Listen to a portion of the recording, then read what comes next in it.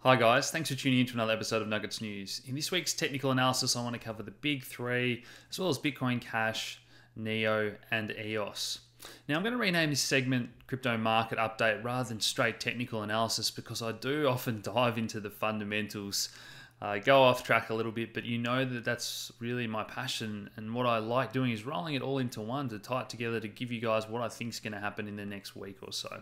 So last week Bitcoin was trading at around 8,900 and we're looking at a number of things here.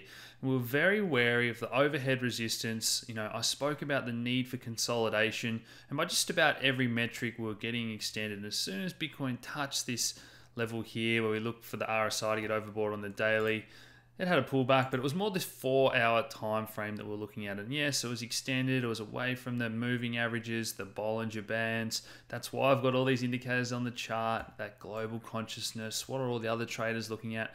And I painted this box here as very stiff overhead resistance, guys. So we got up there, strong rejection from the resistance. We had another attempt, rejected, but we did form a higher low, and then our third attempt we're pulling back, but we often see this light trading volume. And what I said was, don't be afraid if we run into that resistance. It's likely to happen, but watch for the volume on the sell-offs. Now we did have a large sell-off here, but compared to some of these big green bars we've had, it really hasn't been too bad. There's no fear in the market as such. So I'm going to give you my predictions for what I see playing out now. As always, all good technical traders, I know a lot of you follow numerous channels and we talk about percentages. So I'll outline some of the unlikely scenarios and then tell you what I really feel is going to happen. So the first scenario is my unlikely scenario, and that's that we pull back for a number of days. This cycle bracket bottoms on the 4th of May. I think we need some bad fundamental news. I really think that NASDAQ news we had is probably enough to spark the market, and it was kind of digested. In the stock market world, the market often takes a day to digest some news.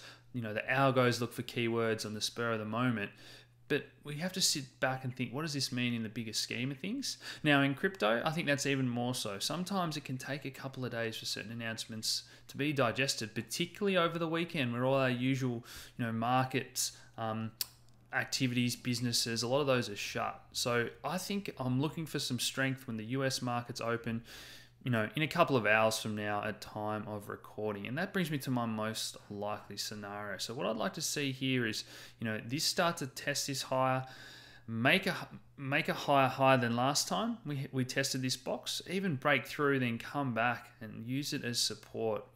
Support, resistance becomes support, vice versa. Now that could perfectly line up with the 4th of May here for that next leg higher. That's my most likely scenario, guys. I guess the other scenario is that we don't really get anything. We just get a bit of a chop sideways in this tightening pattern. But if we look at how much this is already tightening on the 4-hour here, this would have to, have broken right around there on the 4th anyway. So it's all lining up to look for that date as the 4th of May to be really important to watch. But I really think that NASDAQ news is super positive. I'm really excited to see how the market reacts at US Open in a couple of hours. So on to Ethereum. Now last week Ethereum was trading at $630. I'll just zoom out again here, guys. Take that off the log scale for you. And we've got our cycle brackets there that have guided us so well. Look how well this called it again here, right to the day. We're getting these strong pushes higher each time. So again, we're approaching that bottom. Ethereum's the next cycle bracket's on the 5th of May, so roughly lining up with Bitcoin as well. But those overhead resistances were what we were aware of. We knew Ethereum had a tremendous run, very extended there on the daily RSI, more so than Bitcoin.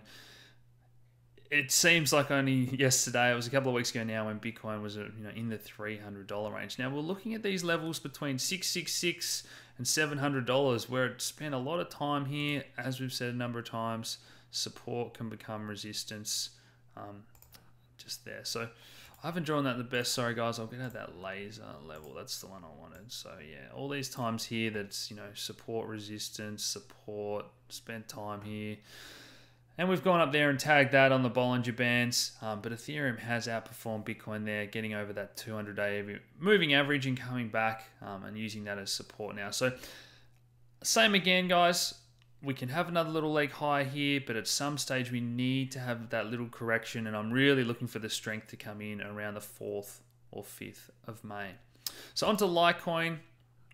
Last week trading around $150. I'll get that laser level again. So it was, areas that have been previous resistance or support that we're sort of looking for there.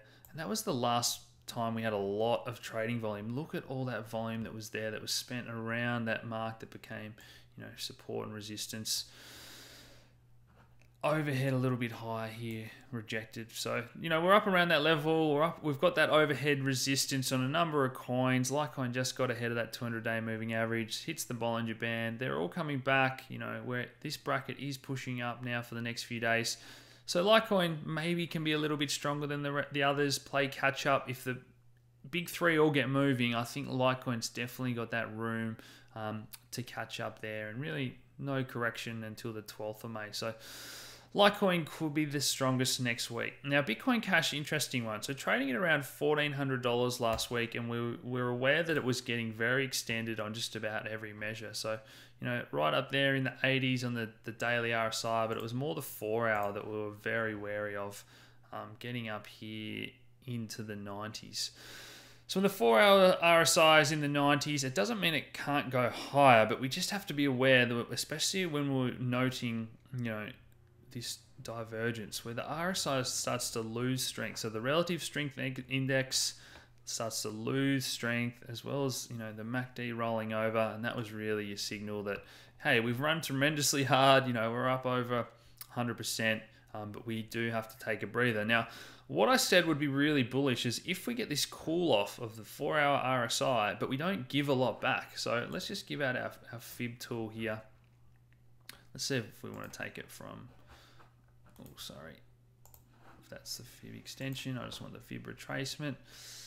Let's just see, and this is what's really bullish. When we come down, we 38.2%, but then we consolidate at around the highest fib level, and that's what we're looking for.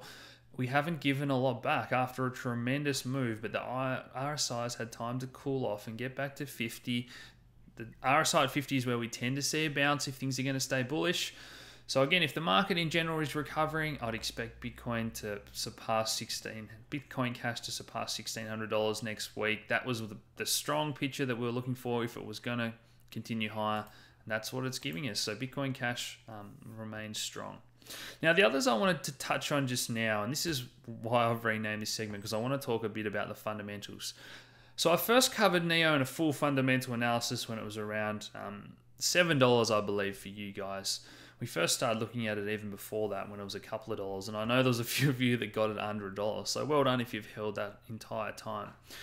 But what I see for NEO now is a lot of people not talking about what they maybe should be talking about. And we often see the baton get changed in terms of trading between Bitcoin, Ethereum, and Litecoin, who's trading what. But we also see the baton get changed in terms of hype and what coin's flavor of the month, what coin's hot right now. And that's why I want to talk about EOS next as well. But I think NEO is setting up for a tremendously bullish year because it is where Ethereum was, maybe 12 months ago. It's just getting to that stage now where China's starting to have a bit more good news. As I said, silence can be golden if we don't get any regulatory pushback. If NEO and China become that platform for ICOs to launch, just look what Ethereum's price did and look what it's doing now with all these ICOs that need Ethereum to raise capital. A lot of them sit their capital in Ethereum, especially those projects that are early on. They've had tremendous capital gains, but because they've held Ethereum instead of holding dollars in a bank. A lot of people in this ecosystem are believers in the entire space and they want to support whatever coin they raise in rather than liquidate it all. So a lot of NEO would be, held off market, drying up supply, all those fundamentals. I really think NEO's setting up. It already got to $200, months ago in the huge run up, but I'll get out that tool again. Since we've had that run up, it's had a big pullback, guys. Just about gave it all of it back. But I'm looking for strength. So next overhead resistance, we got to this level here. This has proved to be a little bit of overhead resistance. But next stop, $112 there for NEO. But if the market really runs, I think this is going to surprise a lot of people. And that's what I'm waiting for the baton to be changed back to NEO. You guys know exactly what I'm talking about. Everyone will be talking about this for a week. Oh, NEO's having all these ICOs. It's going to cause a huge run up in price, guys, when it comes. And that's why sometimes hodling is the best thing. I don't necessarily have a lot of time to trade these days with all the Australian ICOs and projects that we're helping. So I'm hodling. I've got my NEO, I own it. It'll go up when it's time, when it's its turn. And I love it when everyone's not talking about a good coin. That's when you should be accumulating. So finally, EOS. Now, EOS is a very interesting one. There's a lot about it that I like, and it's very promising. And there's also some aspects that I'm not keen on, that I would do differently, I guess, if I was running it.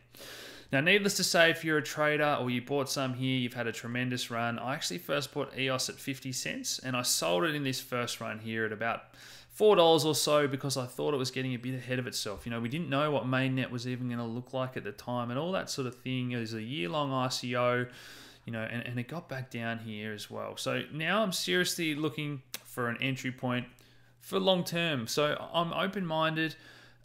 A lot of people think, maybe you're anti this coin or anti that coin. Guys, you've got to be very critical. Respect your capital before you put it anywhere. And if I get into EOS, it's going to be once I've done my full fundamental research on, which I'm working on a episode right now for you guys, because I believe this is a very promising technology. And I remember very clearly in the early days when everyone was pro Bitcoin, 2013, 14, 15. And no, some of the people that were, Bitcoin maximalists were closed-minded to ETH. And I never want to become one of those people. I want to be open-minded to the fact that EOS could be very different to what Ethereum's doing.